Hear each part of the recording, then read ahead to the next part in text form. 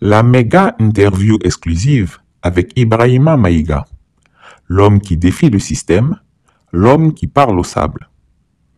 Cette interview va casser la baraque. C'est l'interview d'un grand homme, un résistant qui ne vacille pas, qui refuse toute compromission. Pour Ibrahima Maïga, j'ai accepté de briser mon anonymat. Il est le premier, hormis M. Beta, à m'avoir vu en vrai, en chair et en os. Cela valait la peine.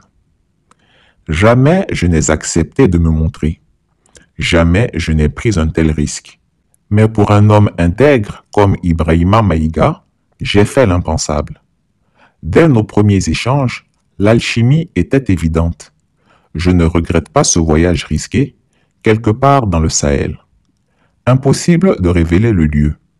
La prudence est notre seule protection face aux prédateurs qui nous traquent.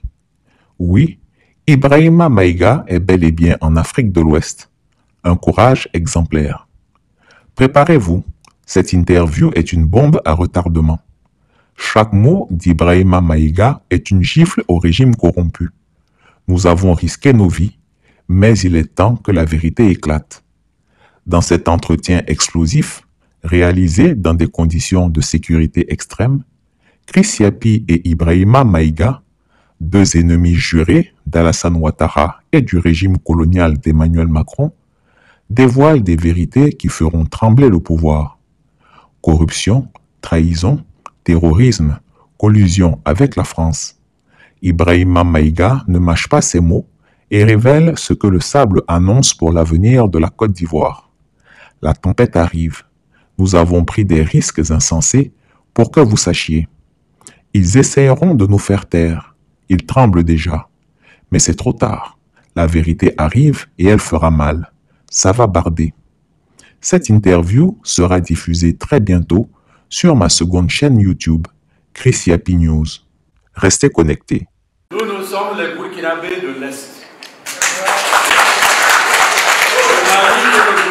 À l'ouest, mais là-bas c'est le Niger, ici aussi c'est le Mali, mais c'est le Burkina Faso. Je ne pense pas, en tout cas, que nous ayons suffisamment de mots pour vous remercier, parce que vous remercier suffisamment est presque impossible.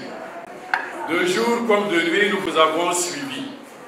Souvent, même quand on est stressé la nuit, on zappe sur les TikTok, en tout cas sur tout ce qui est moyen de communication pour vous trouver, parce que vous apportez de la nourriture à notre éveil, à notre conscience, à notre courage. Il n'y a pas de doute qu'aujourd'hui vous constituez le carburant du véhicule de l'AS. Nous avons besoin de vous et vous avez bien vu que sans l'apport de la communauté, nous, forces de défense et de sécurité, nous allons faire de notre mieux. On appelle ça de notre mieux. Mais si on veut atteindre vraiment à 100% nos objectifs, nous sommes obligés de marcher côte à côte avec ces communautés-là. Parce que nous avons été créés en tant que force républicaine pour le service de cette population. C'est pour cela que nous avons compris très tôt que cette population-là, qui nous a fait naître, parce qu'à longueur de journée, nous déposons cette tenue-là pour être des civils. Donc nous sommes plus des civils que des porteurs de tenue. Parce que nous venons des civils.